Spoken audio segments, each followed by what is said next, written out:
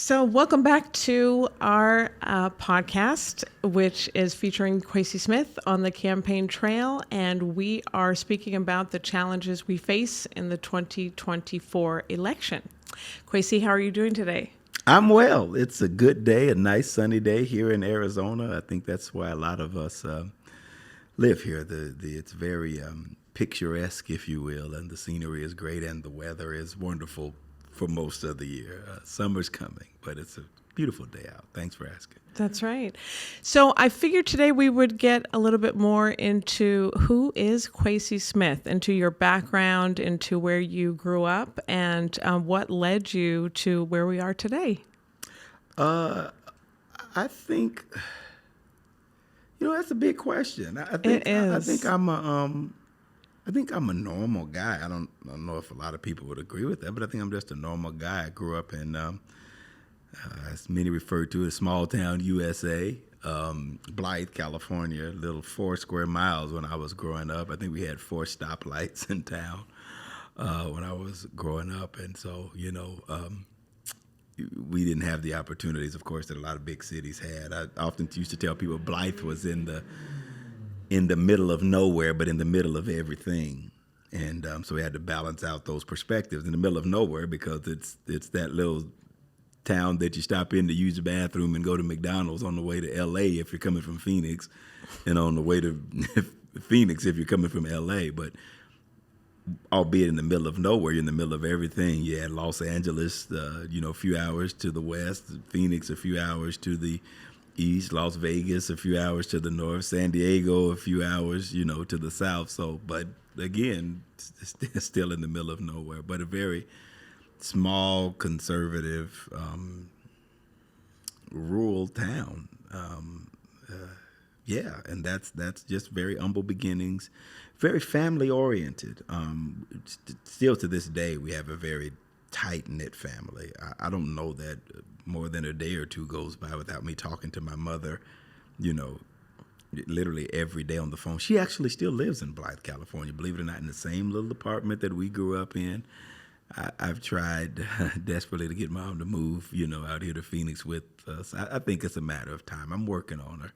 I think, once you get up in age, she's 70 above now, and, they get attached to that environment. A lot of her friends and memories and families and stuff are there, but she still lives in that same little apartment right there on Palm Drive.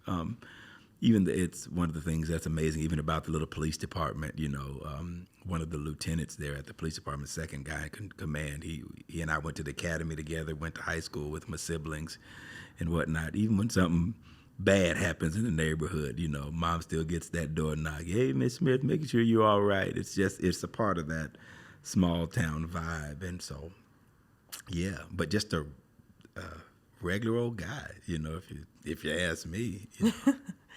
So how do your rural roots sort of shape who you are and how that's sort of translated into your path in life? Yeah, I think it provides a level of exposure and perspective that's different. I remember my daughter, Carrington, she's actually due to graduate this May 2024 from Ottawa University. Here, they have a new campus here, of course, in Surprise, Arizona, majoring in psychology, minoring in, I got it backwards, majoring in communications, minoring in psychology. And she cheered all throughout high school, right there at Millennium High School in Goodyear. It's in the district that I'm running in. And I would go to her high school games and stuff. I mean, these basketball games were phenomenal compared to the little high school that I went to. And so I would just be enamored by the Tigers marching band, and whatnot there at the school. And they have, of course, a great athletics program. Their basketball team, I think, is number 10 in the nation this year at Millennium High School. This is public schools. Sure. For all of the folks that like to bash public schools. I mean, this is a public school within our district, one amongst many that are just doing just wonderful. And I remember one year, as a part of her cheering competition, she was a cheer captain and whatnot, and she invited me one year to their homecoming parade. It was for one of their festivities for their parade, and we went over to Litchfield Park in the park itself, the old town Litchfield, and they did the parade and stuff. And I remember telling her afterwards, I said, Girl, y'all have no idea about how to put on a parade. I mean, it was a nice parade or whatnot, but my mind went back to our homecoming parades there in Blythe that we go to, every year there's a reunion. I mean, you go there and you have reunion classes from, I graduated high school 60 years ago and they're on the floats. And I mean, you think these are floats, but they're nothing more than trailers with hay bales on them, and somebody painted a sign and pinned up on the side. I mean, this is as country gets. And again, it's that small town life that gave you interpersonal skills. We didn't have the luxury of having fallouts with people that went on eternally. You had one grocery store. You were going to see them after a while. We didn't have a Walmart, a Target, and, we had Kmart. That was it. You were going to see them. Chances are that somebody's auntie owned the donut shop that you were going to go into. And so it taught us how to deal with people and deal with circumstances and how to pool resources together. That concept that it really does take a village sometimes to raise people. And I think that's really shaped me into who I am today. It's that small town feel, that interpersonal feel where you really talk with people and you learn to be just a good person, Sure. At your core. So talking about that small town feel, that has led you down a path of being in the military, former police officer, also in the church, and of course your legal career. And so you are not a career politician, as the phrase goes. And I wonder if you can talk to us about what that actually means for you as a first-time candidate. Sure. Yeah, I'm not, like I said, or like you said, I should say, I'm not a career politician at all. I think it matters a lot. I'm again, from a personal perspective, people ask me, what do you like? What do you like? I love music. I play the piano. Anything with black and white keys, I can play, sing a little. And I really love the piano. I think it's really soothing, but I do know play. I learned how to play by ear. I remember in our little apartment growing up, we had a little upright piano, and my father used to sit behind the piano. He could play, that's one of the things I remember about my childhood. My father died when I was really, really young. I was 11. And he would sit behind the piano and play things, and I would sit behind it and just play it right behind him because I always had an ear for music. But I've never had to take a formal piano class because I just picked it up by ear. And you play something, I'll sit there for a minute, and I'll can play it. And so that musical part of it, grew up singing in the church choir there at the little church that we went to in town. So just stuff like that. But I was really eclectic with my music. I tell people all the time, as an African American young man, I know the lyrics to more country western songs than I do to rap songs any day. You know what I mean? I blame it all on my roots. I showed up in boots and ruined your black tie affair. That's Garth Brooks, Friends in Low Places. I know the words to Margaritaville and Watermelon Crawl, and songs like that from the country western music in the 80s. I was an Explorer Scout. Explorer Scouts are similar to the Boy Scouts. It's a kind of branch of the Boy Scouts. And I'd ride around in the patrol cars when I was a youngster, 12, 13 years old. And some of the officers, they weren't listening to Jaquan or Eazy-E or Dr. Dre. They were listening to country western music. And I just fell in love with it. Reba McEntire, and the list goes on. And still love it to this day. I have a great playlist in my, car of country western music, but stuff like that, that you grew up with that balance. I was in the store. I was actually dropping my car off to get service the other day, and I heard a guitar drag at the beginning of a song, and I immediately knew it. That's Guns N' Roses, Sweet Child of Mine. You know what I mean? It's that balance that you grow up with. So, just normal. I'm not a career politician. My parents weren't politicians. On a personal note, I love to dress. You know what I mean? I look in the mirror every morning. If I like the outfit, I tell myself, the boy can dress. You know what I mean? I love, putting on my suits and clothes, and, shopping is therapy for me. I'm not a career politician. Some people say, where did your aspiration for politics come from? The aspiration came because there is a cry in the nation for leadership. There's a cry in our district for leadership. Never mind policies and parties. Leadership. That's where the gaping hole is, I think, in the nation is for leadership. People that get it. What is it? The people, the needs of the people, and that will espouse to do the right things for the people. And you'll always run into trouble, at least in my opinion, with long-term career politicians. You'll always run into trouble at some point.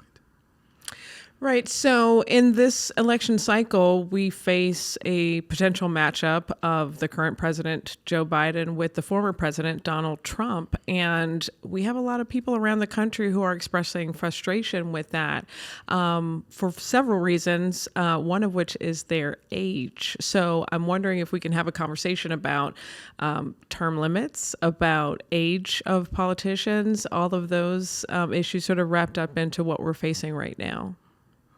So I can see you're not going to take it easy on me. And so, and these are tough conversations to have, but they're necessary conversations. And they're conversations that are at the core of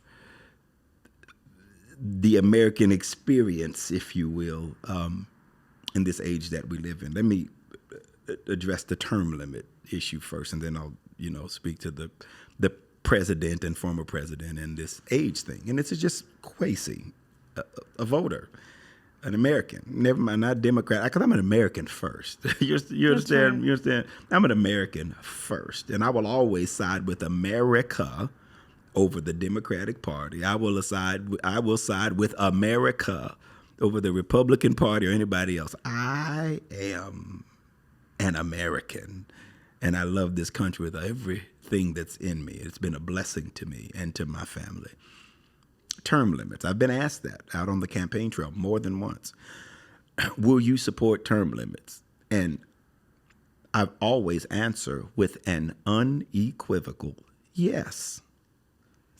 Some would say that are career politicians, well, that's foolish. You're saying that you would limit your ability to have a job. And I understand that. I understand that. I'd be saying that at some point, stuff needs to be shuffled around and folks need to be shuffled out. I believe that at the core, because the generation is about 20 years, You track a generation is about 20 years. About every 20 years or so, you see this revolution and things turn around. I don't think we're doing a favor to the generations to come if we have voices and ideals of an old generation screaming louder than the generation that we are entering. And I think for the sake of furtherance of this democracy, we have to shuffle things around. No one should be allowed to be Mitch McConnell in Congress forever. And there are other ones, too, on the Democratic side as well. It's time for somebody's, all right, thank you for your service. It's time for you to go home. For other voices of leadership to rise. I think our politics have the same problem that a lot of issues, at least in the church, have. At least what we referred to. I don't necessarily like the reference, but I think if I say it, you'll understand. At least the reference in the black church, you're too young until you're too old. That's the way it's run. You're too young. You're too young. Well, how are you 60 years old and still too young? And then all of a sudden you turn 70. Well, now you're too old. To do it. I think we're missing the voices of younger people that could really help shape the democracy into the future, and you give them their run of the meal at it. The Constitution has requirements about how old the person should be to run for president and Congress, and I think those things need to be adhered to. I think the guidance that the Constitution, or I should say the mandates that the Constitution give, I think they're very wise. But at some point, we have to say, all right, when is it time for another set of thoughts, another set of ideas to further democracy? And I could talk more about that. But with that being said, absolutely, I would support term limits. As a congressman, what that number is, I think that's what's up for debate or discussion. Do I think it should be 2 terms? No, not for a congressman. You run every 2 years, you know what I mean? But do I think you should be able to run for 20 terms? Well, no, I think that's too much. That would be 40 years. I think it's time, to shuffle in some new. Not saying that you have to leave politics, but you need to leave the House and go somewhere else, to the Senate, to as a cabinet level officer, so that you don't end up with these people. And let me just say this, because this is what helps prevent people from being bought out by special interest groups. Let me give an example. Like, the biggest threat to the Second Amendment of our Constitution is not the Democrats. The biggest threat to the Second Amendment is the NRA, because they have literally bought a party, whole party. When most Americans, you don't have to take my word for it, go check it for yourself. Most Americans, I'm one of them, I don't want your guns. Not if you're a responsible citizen. Absolutely not. I'm not supporting any legislation that says we're taking everybody's guns. That's silly. That's a constitutional right. I have guns. I don't want you to take mine. I don't want you to take mine. But what we don't want is folks that shouldn't have guns having them. Folks that have documented criminal history, you shouldn't have a gun. Folks that have documented mental illness, you shouldn't have a gun. And the only way we can find that information out is with background checks. It's not going to come through the telepathy. You have to have but for a whole organization just to buy out completely a party that resists in touching a gun, I think this is a result of not limiting the terms of people that have been wrongfully influenced through special money interest groups and whatnot. You have to limit it and bring in a new wave of leadership that can lead us forward. And that's just an example of one thing. So absolutely, I would support term limits. Regarding the two presidents that are running, or the former president and the current president that's running, I'm one of those Americans. I know this is not going to win me any points with some of my Democratic colleagues, but one thing you'll learn about me is I'm not going to sit up here and lie, and I'm just going to tell the truth as I see it, and you'll never have to guess when it comes down to me. I'll tell you what it is. I'm one of those Americans that wish we had different choices on both sides of the issue of the presidential election. I think I'm with the majority of Americans. I'm not saying anything is wrong with President Biden, and I'll speak to that in just a minute. But I think me, like a lot of other Americans, wish we didn't have to go through this election again and this process. And we can see what it's bringing about already.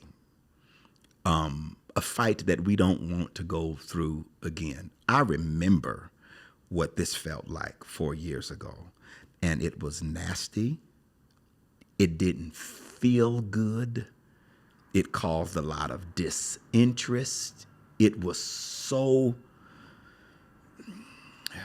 pugilistic, unnecessarily pugilistic. And I think it poisoned a part of our processes. I'm of the opinion that it was coming from one side more than the other. But I think largely America wants a different choice. I wish we had some different choices. But we are where we are, and these are the two candidates. I think there's been a lot of conversation had around President Biden's age. In fact, I was out somewhere in the district, and I was asked, would you support an age restriction for running for office, or particularly the presidency? And it's from a Democratic voter. And I had to push back a little bit on it. 'Cause I said, well, hold on. And this is me being a former federal investigator that had to enforce the ADEA, the Age Discrimination and Employment Act, that says you can't discriminate above people over 40. They're in we call it the PAG, the protected age group. I'm in the PAG. Believe it or not. I just look good still, but I'm in the PAG. Or at least Tiffany thinks I look good. You have to be careful about discriminating against people specifically based on age. I'm not saying that you can't restrict it at some point, but you have to come up with some other reason besides just age. When someone clearly has the capacity, it can't be age, it has to be capacity. Let me say it another way. Now, my grandparents were able to live up through, they're all passed on now, but up past their 80s. I remember clearly my grandparents, or my grandmothers particularly, they were well about their wits at 80 years old. They were functioning fine. They had the capacity. They paid their own bills. They drove their own car. You know what I mean? There's nothing wrong with these folks. I have a mother, a dear, in the black church. Again, I hate the reference, but I'll use it so you understand. But in the black church, once folks get up senior in years, it's particularly the women, we call them church mothers. I'm sure you've heard about it. We call them, these are the mothers of the church. At the San Diego campus of our church, we have this dear sweet mother. Her name is Valita Collins. She's from Ohio. She lives in San Diego. Mother Collins' birthday is in May. She turns 97 years old this year. Mother Valita Collins still drives her little car to church every Sunday. She stands by the back door and ushers better than any usher on the usher board at that church. She hands out candy. You know what I mean? She greets people. She is well within her wits. Mother Valita Collins is going to be 97 years old in May. She leads the Zumba class at her 97 years old. Wow. Gets around better than some 30 years old at the church. Should she be restricted from her livelihood and serving just because she's 97? No. Why? Because she has the capacity to do it. A lot of people are talking about the president's 80 years old. He's going to be 80 years old when he's elected. Well, let's not overstate things. If President Trump is elected, he'll be 78. This ain't the best of English, but I think you understand it. Ain't much difference between 78 and 80. That's not much different. Does both of these men have the capacity to function as president mentally and physically? Could they both do the job? Absolutely, if we're just talking about capacity. So let's not inflate this age argument to make it look like it's that big of a deal. I'm 40-some years old. Well, I've been telling people I'm 28 plus shipping and handling. That's right. Yeah. Every now and then, I misplace a word, misstate a name, forget something mid-sentence. And I'm only 28 plus shipping and handling. These men are over 70. President Trump, 77. President Biden, 80 years old. Of course. But let's be respectful to age and see. For both of these men, it's not a matter of age. So let's not conflate that argument so that we have talking points. It's disrespectful to our seniors who have paved the way for us.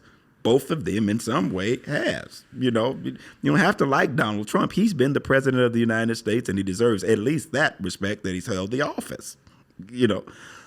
So if it's not a matter of age specifically, it's a matter of capacity, then after we determine that they have the capacity, which I believe both of them do, now we look to character. And that's where the problem is for me as a voter.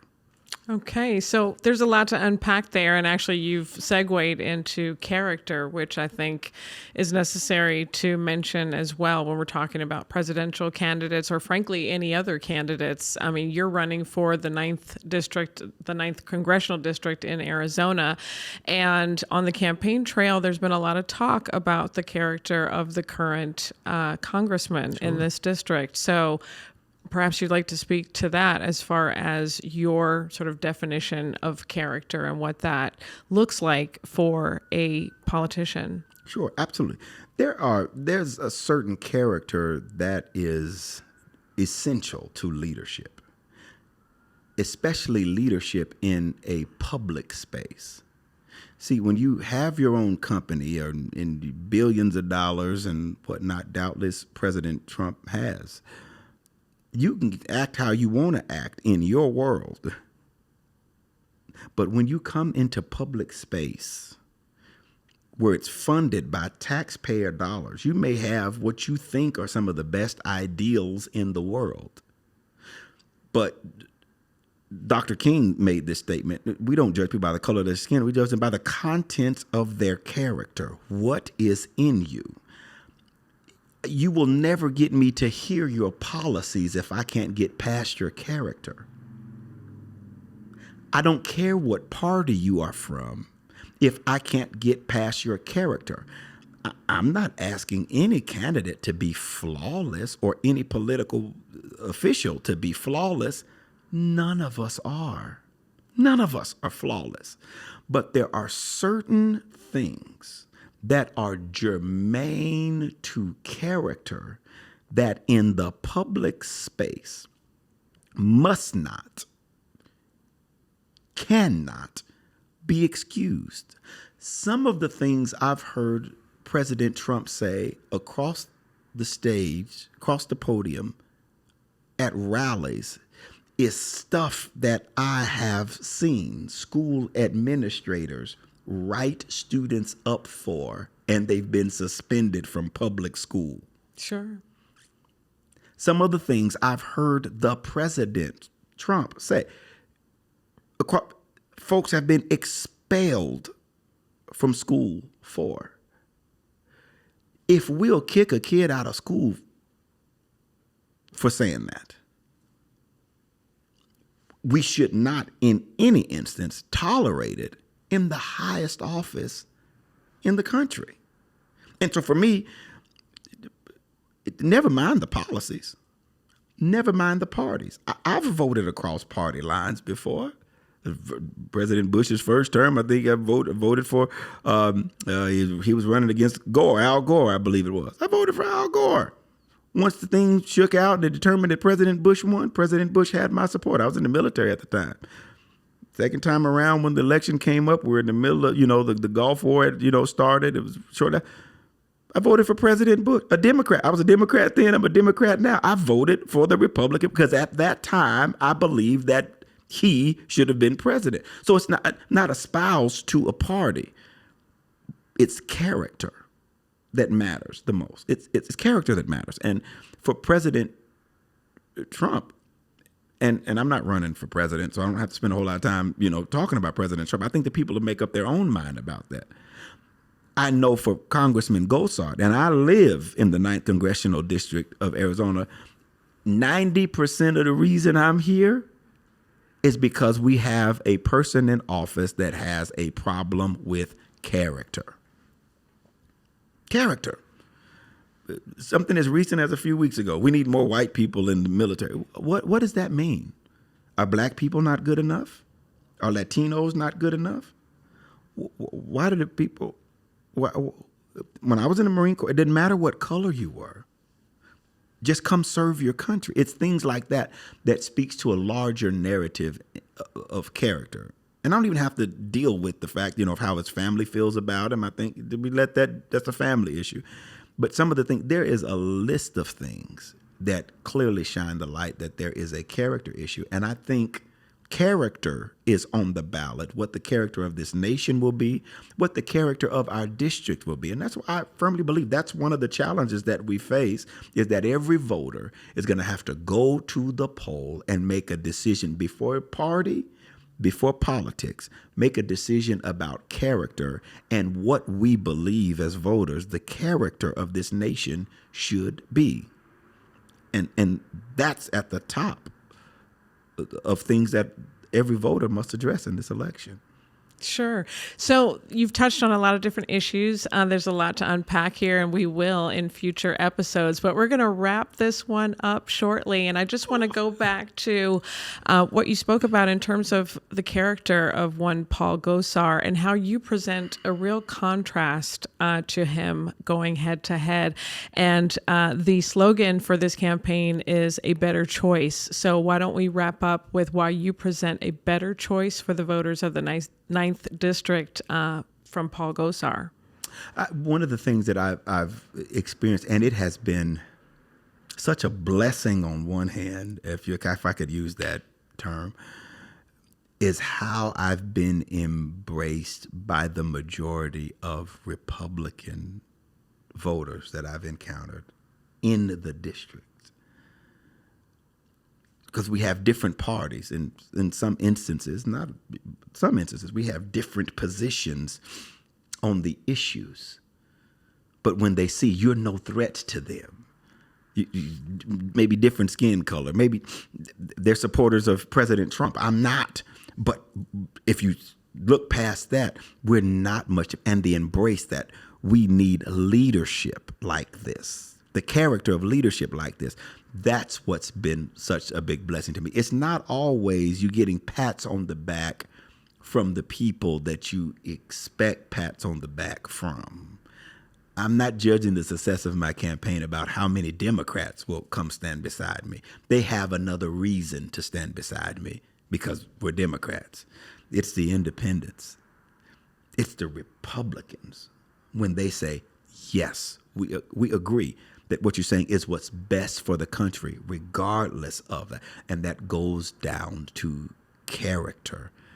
And I think that is what Paul Gosar, you don't have to take my word for it. Go look at it for yourself. That is what Congressman Gosar is woefully lacking. And the beauty of it is we don't have to live with it. The Republican, the independent, nor the Democrat in that district has to live with that. We don't have to lower the standard, widen the plate, make exceptions to malfeasant character. And we shouldn't if we're trying to preserve a democracy for our children and grandchildren. So thank you for this session today. And why don't you mention your website so people know where they can go to get more information about your candidacy? www.QuacySmithForCongress.com. Quacy is spelled Quacy, just like it sounds. www.QuacySmithForCongress.com. There is a whole lot of stuff on there. You can sign the petition if you live in the district. You can make donations. We need all of your donations because NRA is not going to write me a check. I don't perceive they're going to do that to help run for office. But I promise that you're in good hands. That be accountability with the funds. I'm not going to George Santos your money. I'm not doing any of that other stuff. I'm not going to Kirsten Sinema you and change parties. I'm not doing any of that other stuff. What you see is what you get. It is what it is. And I think that kind of transparency, honesty, and leadership that the Republican, the independent, and the Democrat needs. For this election, it is without question that I'm the better choice. Now, if the Republican decides 2 years from now, we got another Republican that we want to go with, somebody else might be the better choice in 2026 election. But for this election, if it's me against Paul Gosar, I'm the better choice. And you can find more information about that. www.QuacySmithForCongress.com.